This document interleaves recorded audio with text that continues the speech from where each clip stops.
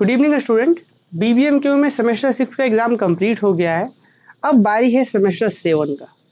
पर यहाँ पे एक बात है कि बहुत से बच्चे कन्फ्यूज़न में हैं कि क्या हमको सेमेस्टर 7 करना चाहिए कंटिन्यू या फिर यहाँ ड्रॉप ले लेना चाहिए, क्योंकि सेमेस्टर FOUGP के अकॉर्डिंग मैंने सेमेस्टर 6 के बाद तो आपको ग्रेजुएशन का डिग्री मिल जाएगा, है ना।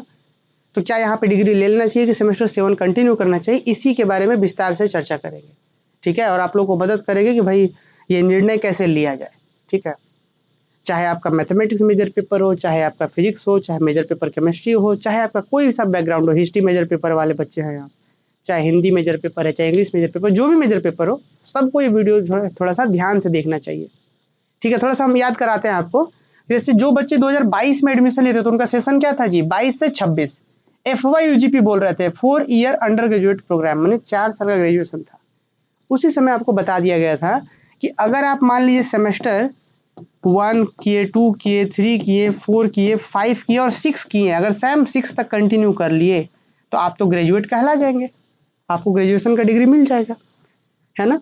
और अगर जो बच्चा मान लीजिए कि सेमेस्टर 6 तक 1 2 3 4 5 6 मिला करके ओवरऑल अगर 7.5 SGPA ले आते हैं, अभी तक का क्राइटेरिया 7.5 SGPA ले आते हैं, तो उनको सेमेस्टर 7 में एडमिशन मिलेगा, मैंने वो सेमेस्टर 7 और 8 जो है कंटिन्यू कर सकते हैं।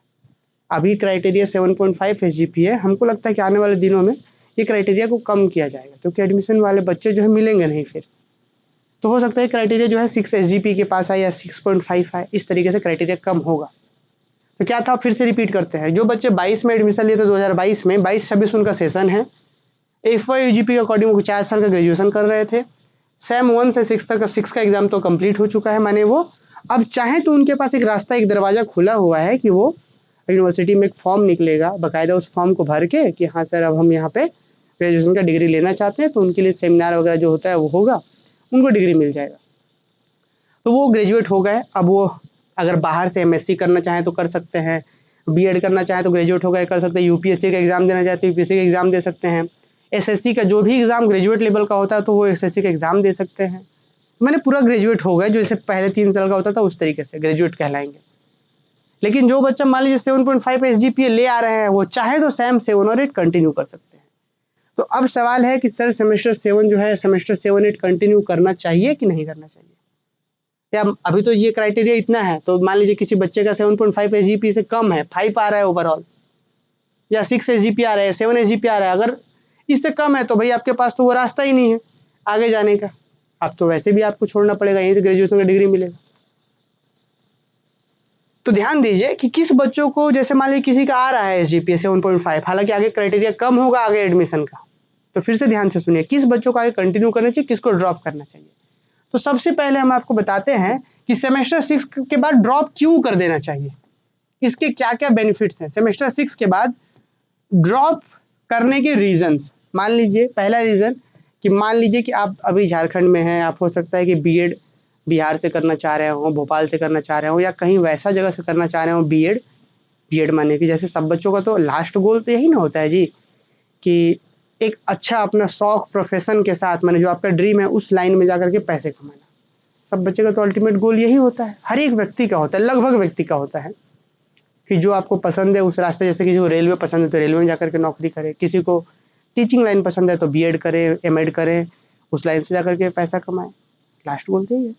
तो भाई देखिए सेमेस्टर 6 के बाद ड्रॉप करने के क्या क्या मैंने रीज़न हो सकते हैं, क्या क्या बेनिफिट भी बोल सकते हैं। कि अगर मान लीजिए कि आप BEd करना चाह रहे हैं बाहर की यूनिवर्सिटी से, मैंने या वैसा जगह से जहाँ से 2 साल का BEd हो रहा है, मैंने 2 ईयर जो पहले जो प्रोग्राम चलता था BEd का, अगर वहाँ से करना चाहते हैं तो ड्रॉप कर दीजिए, तो एकदम कोई मैंने शिकायत नहीं है, क्योंकि आपका यूनिवर्सिटी कहता है कि सेमेस्टर 6 के बाद आप ग्रेजुएट हैं तो आप ग्रेजुएट हैं, एकदम कहीं कोई दो राय नहीं है। तो आप अगर BEd कहीं बाहर से करना चाह रहे हैं तो ड्रॉप कर सकते हैं। अगर मान लीजिए कि आप गवर्नमेंट जॉब में चाहते हैं कि नहीं, हमको गवर्नमेंट जॉब में एकदम फुल टू फुल टाइम देना चाह रहे हैं, एकदम 24 आवर, बस खाना पीना सोना फिर तैयारी, खाना पीना सोना फिर तैयारी, ऐसा, तो आप ड्रॉप कर सकते हैं, सेमेस्टर 6 के बाद ड्रॉप कर दीजिए।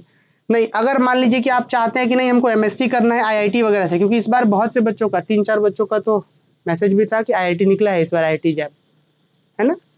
तो अब IIT JAM के थ्रू मान लीजिए कहीं IIT से MSc करना चाह रहे हैं, MSc IIT वगैरह से करना चाह रहे हैं, चाहे BHU से करना चाह रहे हैं, चाहे नालंदा ओपन यूनिवर्सिटी से करना चाह रहे हैं, जहाँ पे 2 साल का MSc चल रहा है अभी पुराना वाला ही, तो उस केस में आप ड्रॉप कर सकते हैं।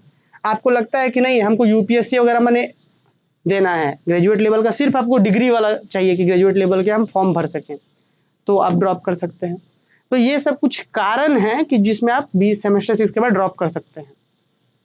ठीक है, अब ये तो था जी कि कब ड्रॉप कर सकते हैं और आपको कंटिन्यू क्यों करना चाहिए आगे। अगर मान लीजिए ये आपको बीएड नहीं करना है, आपको इसके बाद मान लीजिए गवर्नमेंट जॉब का तैयारी करना है, लेकिन आप 2 घंटा समय निकाल सकते हैं सेमेस्टर 7 के लिए। आपको बीएड करना है लेकिन इसी यूनिवर्सिटी से करना है, आपको एमएससी करना है लेकिन इसी यूनिवर्सिटी से करना है, ये तो बाहर के लिए करना है तो आप ड्रॉप कर दीजिए। अगर आपको मान लीजिए कि आपको पहला बात कि गवर्नमेंट जॉब का तैयारी करते हुए आप 2 घंटा जो है निकाल सकते हैं सेमेस्टर 7 के लिए, सेमेस्टर 7 के लिए आप 1 से 2 घंटा निकाल सकते हैं। मान लीजिए गवर्नमेंट जॉब का तैयारी करना चाह रहे हैं, एसएससी हो चाहे एमटीएस हो चाहे जो भी हो, आप तैयारी करने के साथ साथ 2 घंटा निकाल सकते हैं। तो अगर 2 घंटा निकाल सकते हैं तो फिर सेमेस्टर 7 कंटिन्यू कर सकते हैं आप। अगर बीएड अगर मान लीजिए आपको इसी यूनिवर्सिटी से करना है, चाहे आपको एमएससी जो है इसी यूनिवर्सिटी से करना है, तो आप इस सेमेस्टर 7 कंटिन्यू कर सकते हैं। फ़ायदा क्या है सेमेस्टर 7 कंटिन्यू करने का, हम आपको बताते हैं। देखिए अभी सब चीज़ अनिश्चित है एकदम। जैसे अभी आपको FYUGP के अकॉर्डिंग याद करिएगा, 4 year undergraduate programme, FYUGP इसको हम NEP भी बोलते हैं, NEP न्यू एजुकेशन पॉलिसी के अकॉर्डिंग, नई शिक्षा नीति के अकॉर्डिंग अभी सिर्फ ग्रेजुएशन का मैंने रोड मैप तैयार हुआ है। माने कि 3 साल में ग्रेजुएशन का डिग्री SAM 7 और SAM 8 जो है एक्स्ट्रा है, में रिसर्च वगैरह उसमें करवाया जाएगा। तो ये तो रहा एक सिर्फ ग्रेजुएशन का रोड मैप है। अभी आगे चल करके आपको बीएड का रोड मैप नहीं दिया गया है। हो सकता है कि जैसे आप लोग सेमेस्टर 7 या सेमेस्टर 8 में जाएँ तो आपको बीएड का रोड मैप आए कि बीएड 1 साल का हो गया आप लोग के लिए। उसमें हो सकता है कि और भी बहुत सारा चीज़, अभी झारखंड में बहुत सारे शिक्षक का कमी है, तो हो सकता है और कुछ आप लोग को एक्स्ट्रा कुछ बेनिफिट मिले सेमेस्टर 7-8 वाले बच्चों जो कर रहे हैं। अभी नहीं कि नौकरी मिल जाएगा, ऐसा भ्रम नहीं पालना है झारखंड में। तो या हो सकता है एमएससी का रोड मैप जो है आपके लिए अलग हो, 1 साल का हो, साथ में एक इंटीग्रेटेड पीएचडी का भी मौका मिल सकता है। जैसे अभी हम लोग जैसे हम पीएचडी कर रहे हैं तो एंट्रेंस के थ्रू आपको नेट एग्ज़ाम देना होगा, चाहे यूनिवर्सिटी का एग्ज़ाम देना होता है अभी एडमिशन के लिए, आपको यहाँ पे इसमें बेनिफिट हमको लगता है कि मिल सकता है। तो ये सब चीज़ जो है कंटिन्यू करने के बेनिफिट्स हैं। अब मान लीजिए कोई बच्चा चाहता है जिसे किसी बच्चे का मान लीजिए 7.5 से कम ही आ रहा है, तो वे तो भाई ड्रॉप कर लीजिए, आपका डिग्री मिल गया, इसमें कोई शिकायत नहीं है, तो परेशान होने की बात नहीं है, डिग्री मिल रहा है आपको, है ना। और अगर आपका 7.5 पे उससे ज़्यादा आ रहा है तो मेरा सलाह रहेगा कंटिन्यू कीजिए, क्योंकि अभी अनिश्चित है एकदम सारा कि आपको क्या मिलने जा रहा है। बीएड का रोड मैप, एमएससी का रोड मैप या पीएचडी का रोड मैप जो होगा, है ना। तो आप सेमेस्टर 7 कंटिन्यू कर सकते हैं, मेरा सलाह रहेगा कि कंटिन्यू कर लीजिए। इसमें होगा क्या कि आप अगर गवर्नमेंट जॉब का तैयारी करते तो 2 घंटा निकालिए सेमेस्टर 7 के लिए। बाकी बीएड आप एनईपी से करिए, न्यू एजुकेशन पॉलिसी से करिए बीएड, तो उसमें आपका हो सकता है अभी जब आगे चले, क्योंकि हल्का-हल्का जानकारी शुरू में दिया गया था कि 1 साल का बीएड होगा, तो आपका सेमेस्टर 8 आते-आते रोड मैप तैयार हो जाएगा बीएड का, एमएससी का, है ना। इसमें आपको ज़्यादा बेनिफिट्स है क्योंकि ये जो सेमेस्टर 7 और 8 जो है ना एकदम जो जैसे-जैसे इसमें पढ़ते आ रहे थे, 4 पेपर था, माइनर था, सेमेस्टर 7 में भी एकदम उसी तरीके से रहेगा। बस यहाँ पे जैसे बोला गया है ये सेम 7 और 8 जो है कि मिनी रिसर्च के जैसा है, माने समझिए कि पीएचडी ही समझिए। पीएचडी में मैंने फुल रिसर्च करते हैं हम लोग, यहाँ पे मिनी रिसर्च बोला गया है। तो इसमें हो सकता है कि आपको रिसर्च मेथोडोलॉजी पढ़ाया जाए या कुछ और रिसर्च के बारे में, रिसर्च से रिलेटेड कुछ टॉपिक्स पढ़ाए जाए। तो है इंटरेस्टेड है तो आप चाहे तो कंटिन्यू कर सकते हैं। मेरा सलाह भी होगा कि अगर किसी बच्चे का ये क्राइटेरिया फुलफिल करके एडमिशन आ पा रहा है इसमें, तो बिल्कुल करिए एडमिशन और सेमेस्टर 7-8 को कंटिन्यू करिए।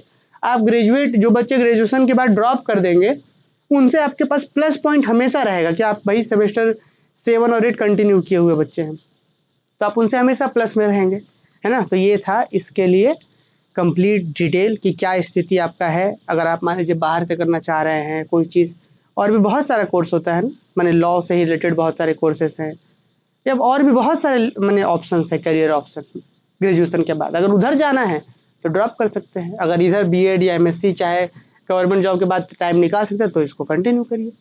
ऑब्वियस अगर टाइम ये 7.5 क्राइटेरिया आप फुलफिल कर पा रहे हैं तो आप अच्छे स्टूडेंट हैं, आपको कंटिन्यू करना चाहिए।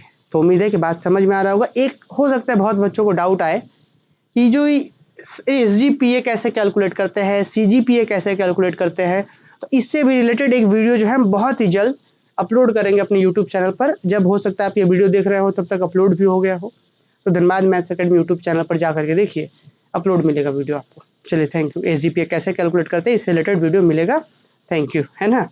और हाँ, इस वीडियो को शेयर कर दिएगा अपने दोस्तों तक ताकि उन्हें भी जो है थोड़ा मदद मिल पाए कि सेमेस्टर 7 कंटिन्यू करना चाहिए कि डिग्री ले लेना चाहिए।